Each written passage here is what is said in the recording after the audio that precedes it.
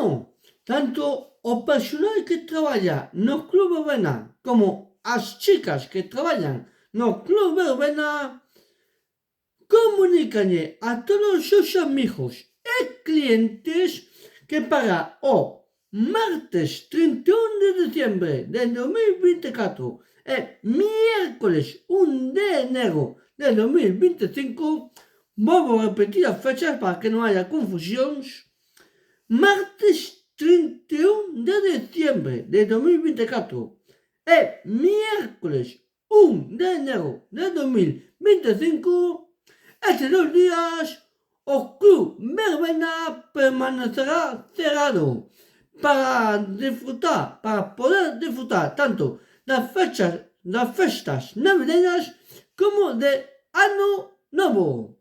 Por tanto, todo personal que traballa no Club Verbena, tanto personal como chicas que traballan no Club Verbena, lles desean unhas boas festas navideñas e un bo ano novo a todos os seus amigos e aos seus clientes.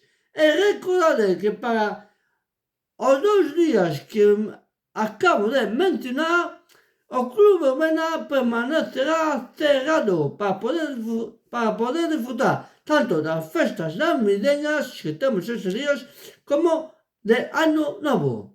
Hai que comprender que tanto personas como as chicas tamén queren disfrutar destas festas especiales con seus familiares, as cousas como son.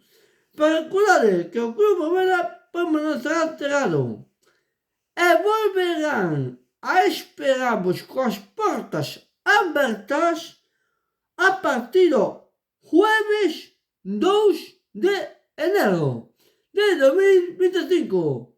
Pois, señores amigos e clientes do Club Verbena, tanto de parte do personal que traballa, como de parte das chicas que traballan, como da miña parte, que paseades e disfrutades de unhas boas festas navideñas e un bo comienzo de Ano Novo.